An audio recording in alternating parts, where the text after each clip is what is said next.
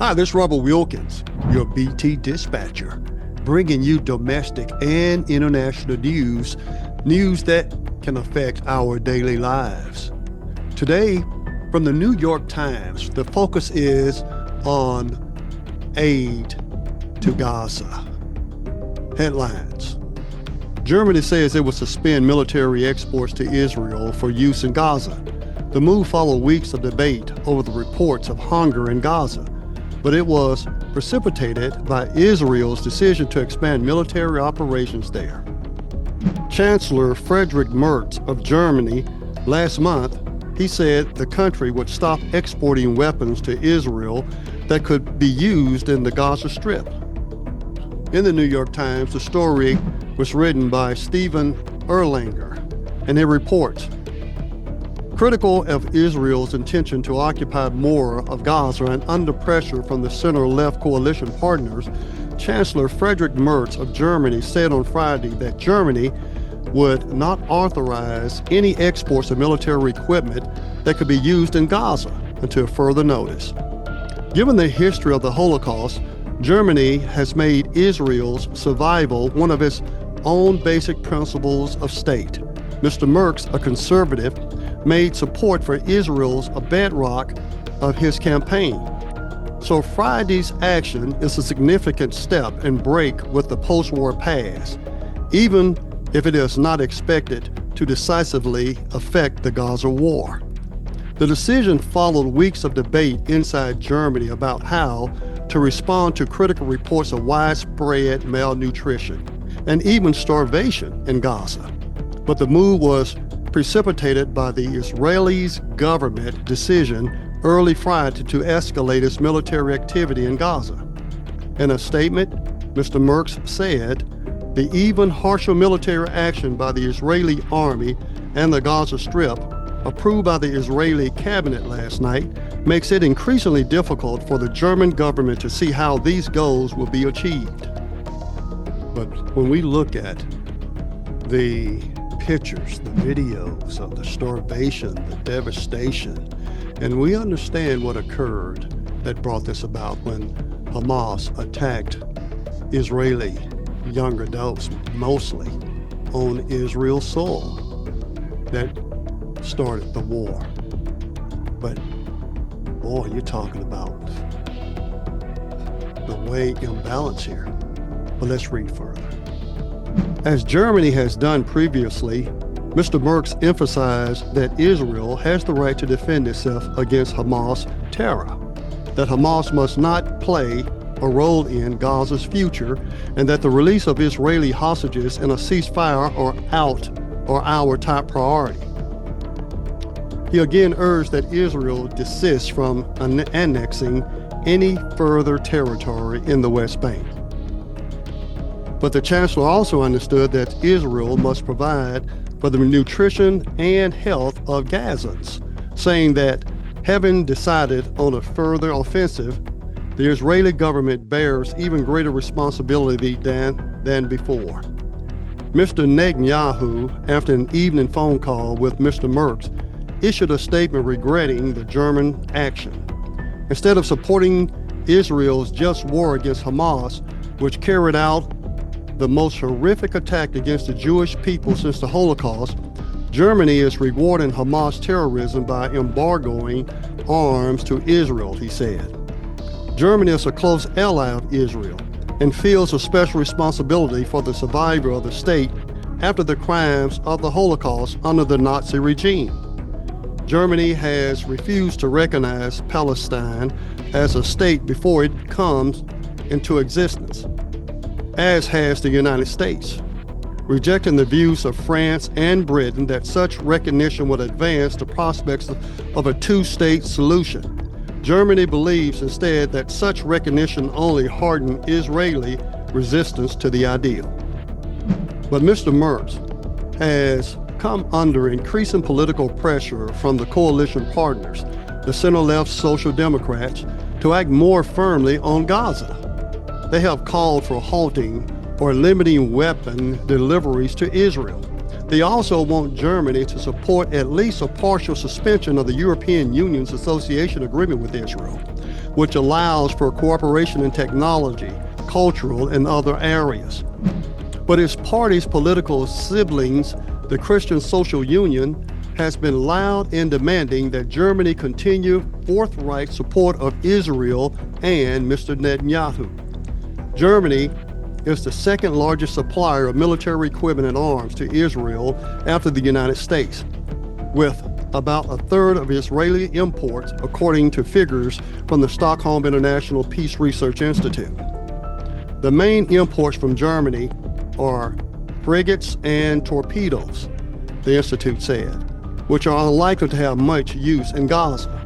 Still, the Merkava tank, Israel's main battle tank, depends on engine and gearbox parts made in Germany, a senior German official said.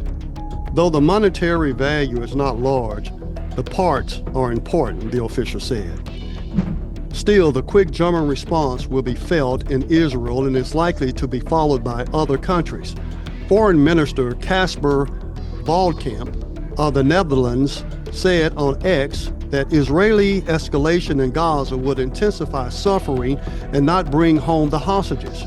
Criticism echoed by his Danish colleague, Foreign Minister Lars Løkke Rasmussen, I believe, who said that it will only lead to even greater suffering for the civilian population. Last week, Slovenia announced it would ban the import, export, and transit of all weapons to and from Israel. Previously, the Dutch stopped providing spare parts for F-35 jet fighters. Britain suspended a few arms exports licenses. Canada suspended any new permits for arms exports to Israel, and Italy stopped new permits for arms exports after Hamas attacked on Israel on October the 7th, 2023. Germany's parliament said in June that export licenses for military equipment to Israel worth 485 million euros, that's $565 million, were granted between October 7, 2023 and this past May 13th. The deliveries include firearms, ammunition, weapons parts, special equipment for the Army and Navy, electronic equipment, and armored vehicles, the government said in a response to a parliamentary request. We know what's going on over there. We've seen the horrific images. A lot of people are starving and dying of starvation, not just from the bombings and the killings over there, but we're talking about famine. It reminds me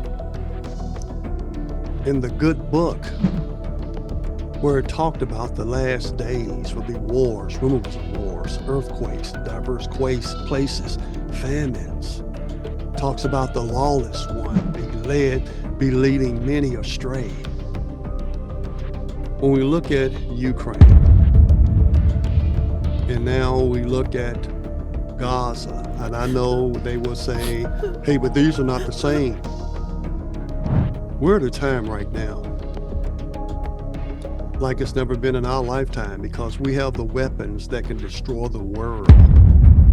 The United States ourselves, we don't just have weapons. Other countries also have them. And I know that we try to prevent Iran and some others from getting such weapons because we feel that, things will not be done right. But one can't help but believe that someday these weapons are going to be used. Because we all know, if you're a Christian and you believe in the good book, where it tells us that the world would not be destroyed by water again. That's why we have the symbol in the sky, the rainbow, but by fire next time. What are nuclear bombs? Hydrogen bombs, what are they? Fire. Not to say anything to scare anybody, but wouldn't it be great if now we come to a point in time where there could be peace? Peace. Because if we don't have peace, that younger generation, they'll just grow up carrying the torch because of their loved ones who have been killed. Innocent people, just because they live in a certain country. But we all have the right to survive, don't we? We all want the right to have peace, don't we? To be able to love, to be happy. Imagine growing up never smiling. Imagine growing up having hatred for other individuals based on their genealogy, based on their heritage, based on their race. And I know in the United States, we look at race more than everybody else because that's what our history has been based off of. But there must come a point in time at some point, where the killing needs to stop, where there's peace. Wouldn't you agree?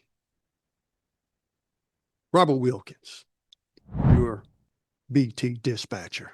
Go ahead and give me a thumbs up if you like what I'm doing. And also press that like button, because every little thing you do to help this channel grow, I would definitely appreciate it. So stick with me, press the like button, and also go ahead and subscribe. So that way, all new materials that I present, which will be news as well as commentary, and I will also inject some great personal and historic stories as well, because I am a storyteller, so I've been told. Robert Wilkins, your BT dispatcher. See you next time.